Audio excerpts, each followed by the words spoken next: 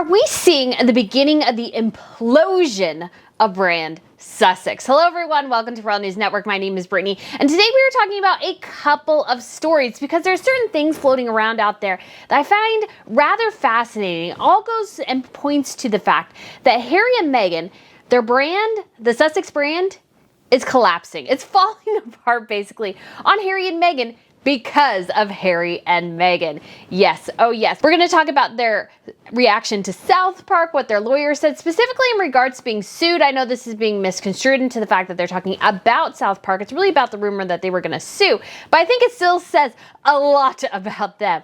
We're also going to talk about how more and more outlets, it started with the Daily Mail, but now Fox News has picked it up, and I think more will as well, talking about how Meghan constantly changes her narrative when it suits her. She says 1 minute her dad is fantastic, and then all of a sudden he's the most horrible person. He betrayed her by doing the exact same thing she used to do by calling the paparazzi. And so more and more outlets, I think, are really digging into this fact that Meghan, to suit what she wants at the moment, to suit the narrative, the story she wants to tell, is changing up her narrative, and how because of the internet, her own writings and everything, it's really starting to bite her in the butt. Finally, we'll go over some of the details on that. In addition, the latest popularity poll is out, and Harry and Meghan, they are some of the least liked members of the royal family. They're being beaten by Camilla, guys. And so we're going to go over a little bit of those details. And this is an American poll, by the way, and what this means for Harry and Meghan, because this brand they were trying to build, they made one critical error when they started this project. And because of that, I don't know if they can ever salvage it. I really don't, because at this point they need to do something now and instead of letting things fester, because all we've seen from them is the same thing after the same thing. Even though they promised us they're going to be the saviors of humanity, that they're going to do all this great philanthropic work, they're still Harry and Meghan. So guys, we are going to go over this today. And I'll also let you know at the end of the video, what do I think about the rumors that Meghan might be pregnant? My thoughts may surprise you. But if you guys haven't been here to Royal News Network before, like I said, my name is Brittany, and on this channel I provide compelling royal commentary about the latest news and sometimes a little bit of gossip as well. I'm a historian. I'm actually going back to school to finish out my degree and get my PhD, so I have a lot going on at the moment. But I love royals. I love the history of royalty, fashion, jewelry, tiaras, everything. And so I do all royal commentary here on this channel. I also have a fashion channel as well. It's on a bit of a hiatus, but I plan to get that picked up again here real soon. And I'm closing in on 100,000 subscribers. I cannot believe it. So close, 97,250 some odd when I'm filming this video, and I'm really hoping to get it to 100,000 by the end of this month. So if you've been hanging around this channel for a while and haven't subscribed, please feel free to go ahead and do so.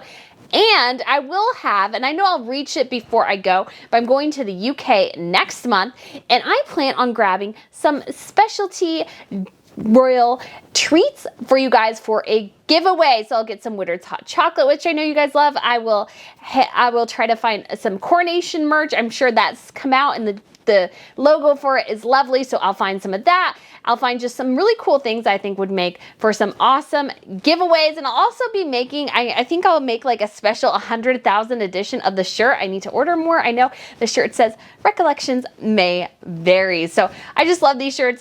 I ordered 100 of them, and you guys loved them, and so I'm looking forward to getting more, but with school now going on and everything, it's just become too hard. But I also have a weekly newsletter, Royal Wire, so if you're interested in the latest royal news, go ahead and check that out. In addition, I also have, like I said, the fashion channel if you want to check that out, and I have a trip coming up to the UK. I couldn't remember. So that'll be in late May. And so if you're interested in going to London and the Cotswolds with me, I have 4 spots left and should be closing up here pretty soon. So if you have any interest in that, go ahead and check out that link down below in the description box as well.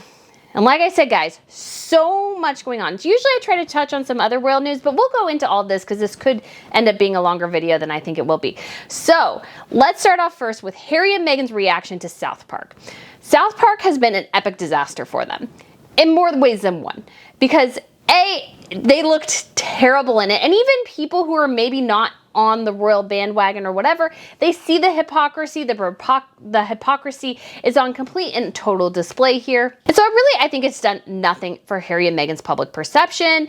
And there were a lot of rumors that they were going to sue. Now, I understand it. They like to sue. They're sue happy. And if they were going to sue, it wouldn't necessarily totally be surprised, but in the United States, they had more, I think, of leverage in the UK. In the United States, they have no such leverage in that way. And it's satire. It's supposed to be funny. And it's supposed to poke fun at people. It pokes fun at everyone. So this idea that you were going to go after South Park was a little silly, I think, in numerous ways. So when I first heard this rumor that they were going to sue, and I'm like, no, they're not. They're not. And apparently Harry and Meghan had to clap back as well. And they clapped back in People magazine, of course, which is the PR mouthpiece of the stars, if you didn't know that. Basically, anything that is in People magazine is 100%, usually, not totally, but oftentimes approved by the star. It was done through their PR team. Like, it's very manufactured in a lot of ways. And so, but here's what they said. It's all frankly nonsense. Totally baseless, boring report. That is from the Sussex's PR spokesperson. Now, there was a great little bit in The Spectator where they asked, basically, they were surprised they had anybody do that, because at this point, who do Harry and Meghan have on their staff members? They lost at least 2 members. I think they gained or transitioned 1 or 2 too, but they have a very, very small team. It's much smaller than you would think. It's like 5 people.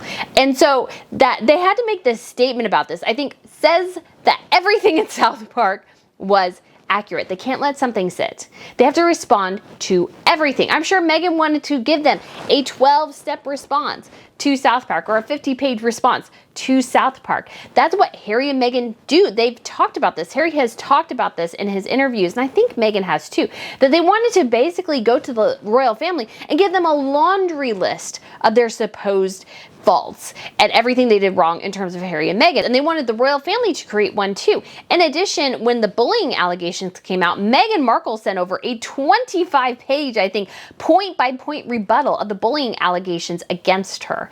They have to respond. That was her main frustration with the royal family in a lot of ways, is that they wouldn't respond to every inane, stupid report. They would just let things lie. Because you know what happens when you do that? Things eventually go away. If they're not true, they eventually die. They eventually die. And so that's why I almost didn't do a video. I thought about it, doing a video on if they would sue, because I was like, they don't really have a foundation for it. I just don't really see the point. But Harry and Meghan's spokesperson, again, it's too over the top. It's baseless and boring. It's utter nonsense. Well, then why are you responding to it? If it's baseless, boring, and utter nonsense, just ignore it. It'll go away in a week or 2. It'll just completely die if you don't do anything. So why even respond to it? Because when they did that, you know what happened? Is that on Google, all of a sudden, Harry and Meghan and South Park were trending again, basically. And so it was because when I Googled South Park, what came up was this thing about Harry and Meghan calling it baseless and boring. So Harry and Meghan, again, they perpetuate their own PR, and then they don't understand why the PR machine doesn't leave them alone. But the problem is, much like in South Park, they want the publicity. To ignore them is to victimize Meghan Markle. So you must respond, you must react to them, and they must react to things that the media says. They want to react to everything. They want to drive the media narrative constantly, because Meghan very much has this issue with control. And I will be totally honest, I have some controlling tendencies as well, not like in a bad way, but I'm very cautious. I like to drive places and not let other people do it. It's just, I'm just one of those people where I'm just very, like, I don't really drink at all or anything. So that is something that I have, which I think serves me well in some ways, and also doesn't in other ways. But I think Meghan Markle, she's gone to such the extreme. Everything about her narrative, she wants to control. She wants everybody to play to her fiddle, to sing to her tune. That's what she wants the world to do. And the rest of the world is like, nah, I'm not really that interested in that, sorry. And she doesn't know what to do. And so she has to respond. And when the best thing, all the PR practice would have said would be to just ignore it. Because you're, again, reminding people of the South Park thing that parodied you. Again, this thing that her and Harry do is just so utterly ridiculous that they just can't let something go. But again, that is Meghan Markle. That is Meghan Markle's thing, is that she wants to control the narrative. Which leads to the next thing, which is what the Daily Mail I find really interesting is what they're doing is they're bringing up old things that Meghan has said in the TIG or in interviews and showing how either that's not the case anymore or that what Meghan has done since then has shown that what she said before wasn't true. So the first thing they posted was about that she didn't know anything about the royal family when she wrote about Catherine's wedding. And when they first brought that up, and I'm like, we've known about that forever. What is the Daily Mail doing? Well, the Daily Mail is bringing this up again because they want to remind people. Because the other huge mistake that Harry and Meghan have done overall is antagonize the media. The media doesn't like you, ergo they'll find bad stories about you. They'll, even if they're not necessarily making it up, but will they dig up dirt that's been out there for a while? Oh, heck to the yeah.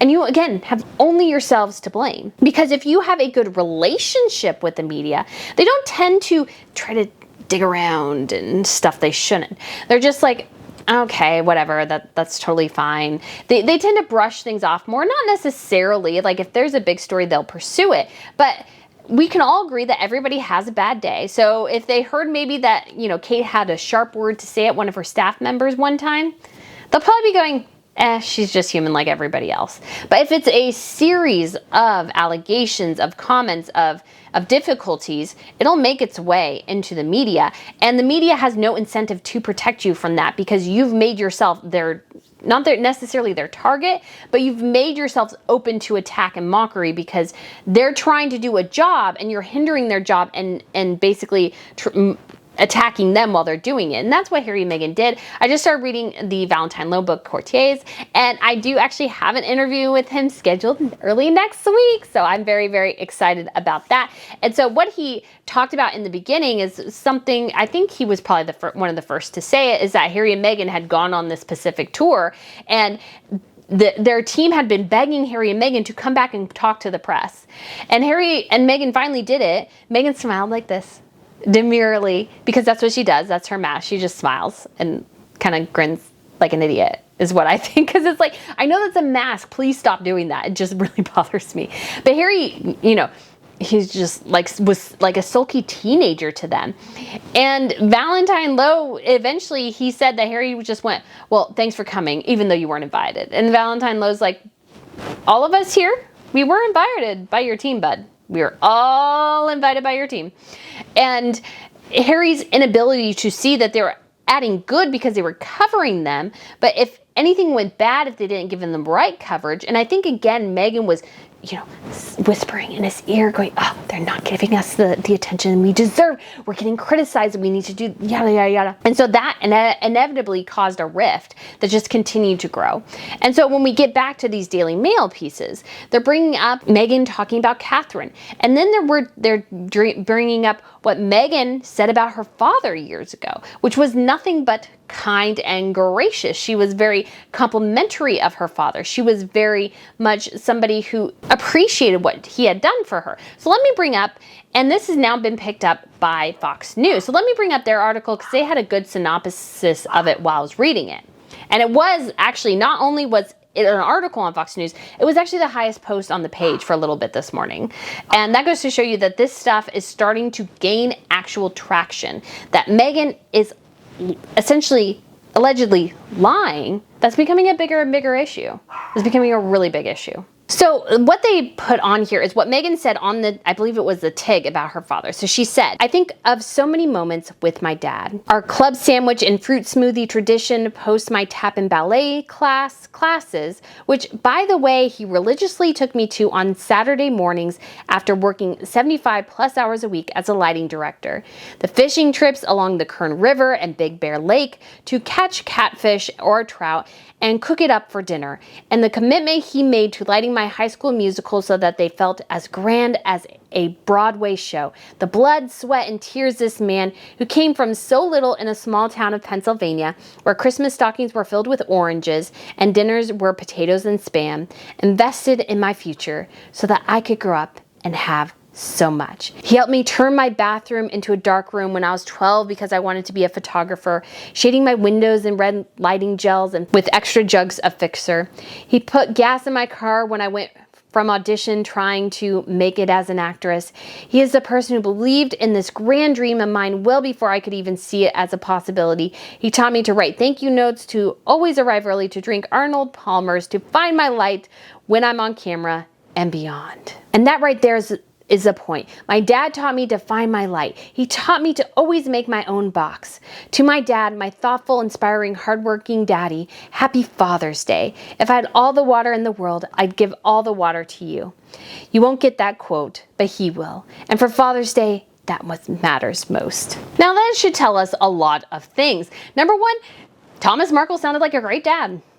Thomas Markle sounded like a fantastic dad. She also shares a story that they went to Toys R Us and he found these Barbies and he took them out of their boxes while they were still in stores. So he created a family that represented her. So a dad who was white, a mom who was black, and a white and black child. And so he did all these great things for her. And he sounds like a wonderful dad. But now he's this betrayer. He is this horrible Judas to her in so many ways. So let me read you part of that. So this was in the Oprah Winfrey interview. She said it felt like a betrayal when she learned that he was working with the tabloids and staging paparazzi photos. The exact same thing she used to do that could not sell as a no-name actress. She did the exact same thing. And now he does it and she calls him a betrayer. The tabloids had apparently known his location for a month or so and decided to hold until Sunday before our wedding because they wanted to create drama. We called my dad and asked him, and I asked him about staging the photos, she recalled. He said, no, absolutely not. I said, the institution has never intervene on anything for us, but they can go in and kill this story. But if they do this once, we're not going to be able to use that same leverage to protect our kids one day. And so when reading through it again, that's part of the Oprah Winfrey interview, I want to capitalize on that too. See the manipulation she's using supposedly against her dad. Well, if they do this for you, they can't do this for my children. And it's like, well, yes, they can. They can. They go in and kill stories all the time. What do you think PR companies do? They go in and they help create stories and they kill them if they don't like them. And so this idea that this was a one-time thing and that they could only use it for her dad is a manipulation tactic in the extreme. And it's one that shows, I think, her deep need to twist the situation to fit her narrative. And again, it pulls on Harry's heartstrings. It pulls on her dad's heartstrings. It's very much a hugely manipulative tool. I said, I just need you to tell me. And if you tell me the truth, we can help. And he wasn't able to do that. And that for me has really resonated, especially now as a mother. I look at Archie and I genuinely can't imagine doing anything to intentionally cause pain to my child. I can't imagine it. So it's hard for me to reconcile that. However, Meghan is also keeping her children separated from their extended family members. So this is the Queen, Charles, William, Catherine, their children, the Wales' kids. Your own kids, Meghan, may end up resenting you. They may resent you for keeping them away from history, from important moments. Archie could have been, and Lily could have been at the Jubilee pageant. All the kids were there, including the very young ones. August was there. There's no reason why Archie and Lily could not have been there, but you're the ones who decided to fly home on a plane. And so I think this digging through of the media of Meghan's past and how her stories are inconsistent is a huge thing. And it goes back to Meghan's control issues. She wants to control the narrative. She wants people to see particular things. This includes the public and Harry. Because I think at the end of the day, I don't think she ever wanted Harry to meet her father. I don't think she ever wanted him to meet any of her siblings. She didn't make any efforts to meet them. And then you think about it as well. It's right before the wedding and your father is not in London. He has no ticket. Was he literally going to fly in and then 24 hours fly back? Was that your plan? That doesn't sound very daughterly to me, to basically exclude him from everything. I'm sure they were communicating, but to me it sounds like it still does that there was no suit made for him and that there was no desire for him to fly out because there was no ticket made. As far as we can tell, there was no ticket until the last minute to get him out after the story broke. It's like, well, why wasn't he in the UK already? Why wasn't he there? He should have been there already. I think Meghan always wanted to walk herself down the aisle and then felt obligated to have Charles walk her halfway because Charles offered and she felt obligated to say yes, and Harry was there probably looking so proud, and she was like, okay, fine, I'll let the old guy, the king, the future king, I'll let him walk me down, because I'm a strong, confident woman and I don't need anybody else. And we have so many stories like this when it comes to Meghan. It would be just a waste of time to list them all. But the thing about Meghan is that she's constantly trying to reinvent herself. But reinvention can only happen if not only is there talent, which I said in a different video, but there has to be an element of truth to who you originally were to reinvent yourself. Because you're inventing yourself with the core of the truth of who you are always there. The thing is, I know nothing about Meghan, really, in some ways. She seems to be a chameleon. She changes when the needs suit her. I know she wants fame and fortune and money. I know she's greedy. I know she hates basically all family members that don't abide by her specific edicts. I know that she only wants to be friends with extremely famous people because she is shallow and vain and vapid.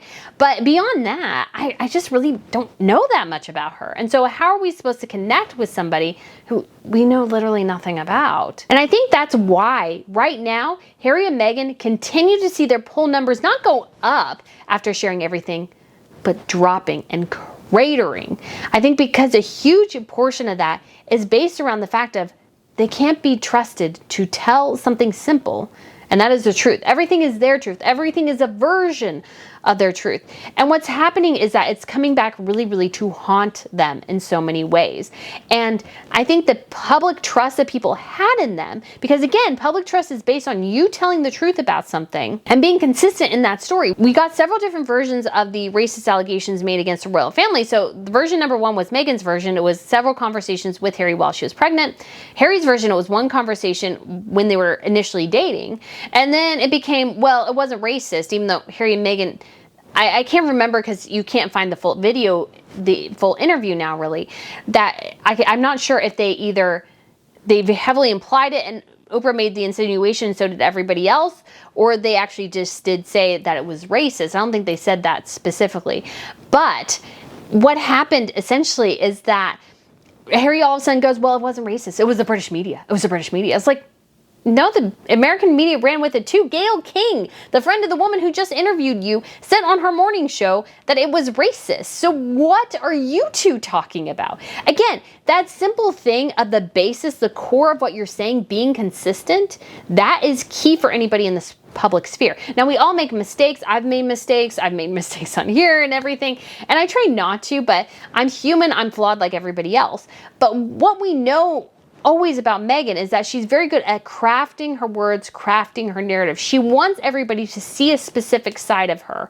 And when people aren't seeing that, or when that's not landing, she has to change herself again to a certain extent to try to get that new Meghan to land. But again, none of it's based on the real Meghan, who's vain, vapid, and shallow. And so at the end of the day, because she's not showing who she really is, which is essentially, I would say, a less hard worker than the Kardashians, believe it or not, then people can't connect with you. Because at the end of the day, we all know that the Kardashians are vain, vapid, probably a little bit dim, but they're smart business people, and they don't really hide that. They're there selling themselves. But Meghan wants to sell us a facade.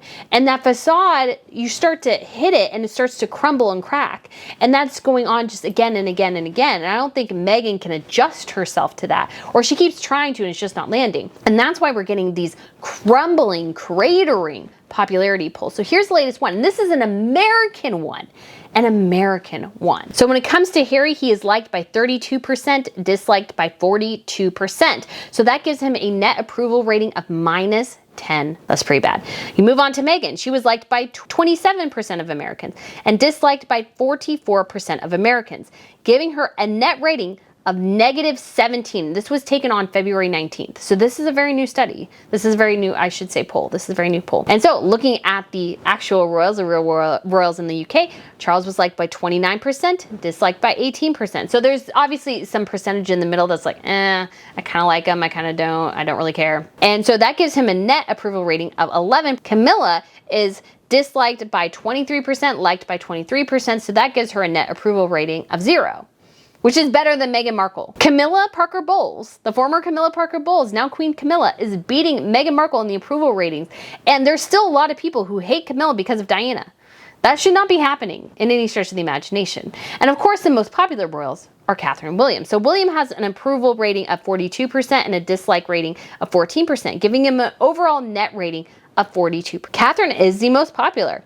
So Catherine is liked by 44%, disliked by 12%, giving her a net approval rating of plus 32. So that is still 11 points short of her 43 plus 43 rating in January, and it's still off for William of his plus 40 rating in December. So their popularity has taken a bit of a hit, the royals, but it will bounce back, because that was what the article also was saying, that it has dipped a bit, but it's starting to go back up again. And Harry and Meghan just goes down and down and down and down and down and down. And the reason for that is once again, is this narrative crafting, this having to respond to everything, this rigidity that Harry and Meghan have, and this dislike factor that Harry and Meghan have. They're massive hypocrites and yet refuse to acknowledge it. It would actually be funny if they could make fun of themselves by saying, yeah, I know we're eco-activists, but we love our private jets. But they take themselves so seriously. That's the thing. You can be a hypocrite, but I think sometimes if you don't take yourself too seriously, people laugh it off more. But if you're taking yourself so stinking seriously, everybody's like, okay, so what are you doing now? Because you're telling us that you are super serious about this, and we need to take you extremely serious on this topic, and yet you're not reacting the way you should. And so again, once again, Harry and Meghan, so much of the time, are their own worst enemies when it comes to all this. Because of their constant need to change up everything in order to hopefully hit whatever metric that they want to. Now, here's what's interesting too. There's now a rumor, and I saw that somebody else in the sphere did a video that, Meghan might be expecting her third child. Now, a couple things. I've always said I think Meghan had her kids. I would assume she probably used IVF given her age. I don't fault her for that. And I say that because she gained the weight and had really struggled to lose it. So why would she have a third child? She struggles to lose the weight, and she's in her 40s now. That's going to be really, really hard.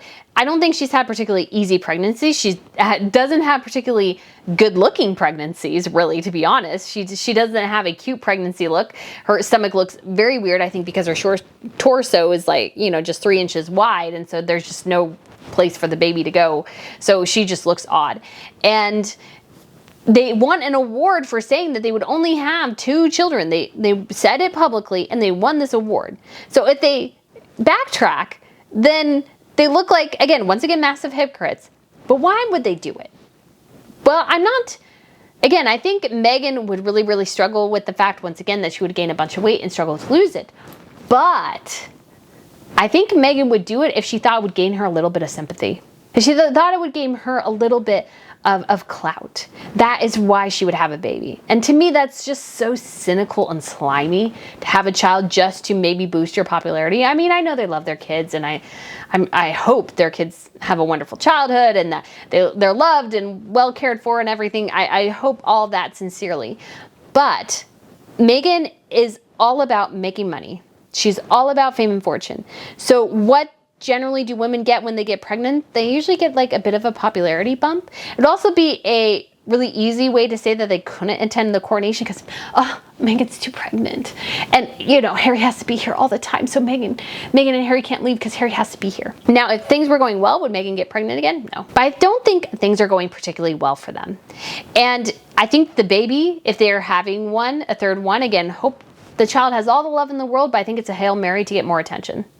And it's a Hail Mary to try to prevent the bleeding that their popularity is doing. And their future is not in selling the monarchy, which is what made them all the money in the first place. Their future, allegedly, is in rom-coms. They want to make rom-coms, guys, because Meghan loves rom-coms, everyone. What happened to a good rom-com? Her bit on that on Variety was just so contrived and just made me squirm because it was like, ugh, do you realize how awful you sound right now? In addition to that, I'm sure Netflix is like, we didn't pay you. We didn't pay you to make romantic comedies. The reason you got the $100 million, the only reason you could possibly make through Netflix $100 million is by selling the royal family. We don't give diddly squat about your supposed skills. That's not why we paid for you. If Meghan Markle, as her C-list, D-list actress, went to Netflix to get a deal, A, they'd laugh in her face because she has no talent. in this realm. I'm sorry, she doesn't. I've never seen any evidence that she has any acting talent. Apparently, maybe she did at one point, but everything I've seen has been awful. And I'm not being mean, I was just telling the truth. It is bad acting. Very, very bad acting. And that's why she couldn't get a lot of roles. She only got the roles in Suits, I think, because not only was Rachel basically her in a lot of ways, Meghan Markle kind of made it herself. She kind of emulated and tried to be Rachel Zane. It's kind of weird. Tom Bauer goes on about that in his book a bit, or at least that's what I gleaned from it. That's just my personal thing. But Netflix doesn't want romantic comedies from Harry and Meghan. They want more royal content. That's why they hired them. And so this idea that they're going to go over and make rom-coms, I just don't think it's going to go well. And I'm sure they're getting a lot of pressure from Netflix right now going, we're bleeding subscribers, we're bleeding money. We don't want you guys to do something that, although it's simple, romantic comedies are simple and formulaic, we have no evidence that you can actually pull that off. A, you sounded like a nitwit talking about it on Variety. B, you just were like, I love romantic comedies. What happened to romantic comedies? And I knew as soon as she said that, Archibald would go down the romantic comedies route. But the problem is that it's content Meghan has never created. She's never shown an iota that she can write decently. I think her writing is actually rather awful. And that she actually can, for example, create romantic comedies, had any interest in script writing, producing, anything like that. And she has all these control issues, which I think is why Pearl probably fell apart, is her controlling issues. And it was in production hell, and Netflix pulled the plug because they're like, hey, you have a big name, but this is an untested thing. It's going to be expensive. You're a pain in the butt to work with. We're not going to go down this rodeo. So I think Harry and Meghan are under enormous pressure right now. I've said this multiple times, but I just still think that's the case because Netflix and their publisher and Spotify all paid for one thing: dirt on the royal family. And Harry and Meghan made the crucial error, the unbelievably stupid error of not trying to create initial content out of the gate. They sat on everything for way too long. It took them way too long to get archetypes together. It's 12 episodes or something. Podcasts are not that hard to produce. I've produced them myself. I can edit this video and get this video out tonight. That's going to be a challenge, but I can do it. But Harry and Meghan, it takes them so long to do anything, simple things. And at the end of the day, they should have started with, okay, if we're going to do romantic comedies, let's do romantic comedies. Let's prove ourselves who we are as a brand, that we can contribute in a productive way before perhaps selling our story about the royal family. Let's do A first before we get to C. But no, they had to do C first. They had to do this first. So now their brand, because they've made this their brand, is complaining about the royal family. That is their brand. That is their brand. Can they get out of that? I have no idea. But that's going to be their challenge the next several months, is how do they get out of that? How do they get out of that? Because that is going to be critical to them. Can they get out of it? They have to stop saying anything about the royal family. I'm not sure if they can do that. They have to prove that they can actually, instead of just talking about things, actually do things, announce something. They've had that Netflix deal for like 2 or 3 years now, and we don't have any idea when their first romantic comedy is going to come out. They're so sluggish.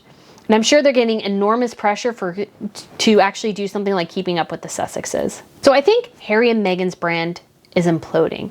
And I think the biggest reason, one of the core reasons, is that Harry and Meghan thought they were better than the royal family, that they were better than everybody else, that they could take their brand, because their brand is gold, and take it to the United States, monetize it, and make just a bunch of money, have all the respect of Hollywood, go to all the Hollywood award shows and all these sorts of things, and everybody would just grovel. And number one, the pandemic happened, which I think is a good bit of God's karma right there, is that did somewhat temper their plans. But again, they're not creative people. They couldn't figure out what to do as the pandemic fluctuated around the world, when there should have been several things that they could do. And so at this point, they're floundering. They have nothing because they thought they were better than everything. They made the mistake of thinking that because they had all this attention on them, that it was about them. It never was. Like I've said, the crown is the sun. The crown is what shines on all the royals. Most of them are just average people. They look like average people, sometimes less than average people in certain situations. And so, but it's the shine of the sun, or the crown in this instance, that gives them the flack. Harry and Meghan have now gone into a separate galaxy. The sun is not shining on them anymore. And as it turns out, they don't really have anything without the royal family. And so even if they'll try to do a couple things non-royal related, they'll get back to trashing the royals because that's all they have. And they made the critical mistake of believing that they were better than them. And as it turns out, the crown always wins. So guys, let me know what you think of this video. Thank you so much for watching, and please subscribe. I'm so close. It'd be awesome to hit 100K by this weekend. I plan on actually, once I get my plaque, I'm gonna get a cake made with my logo on it or some things. I have this little cake shop here locally that I'm gonna use, and I'm gonna get balloons that say 100K, and I'm gonna have myself a little party. And I'm gonna invite all of you guys to come too. It's gonna be so fun. We'll figure out how to do it. Maybe we'll do like a live stream fun time or something, and just like random questions. I don't know. It'll be fun though, guys. So thank you so much for watching. I look forward to seeing you again soon. Bye.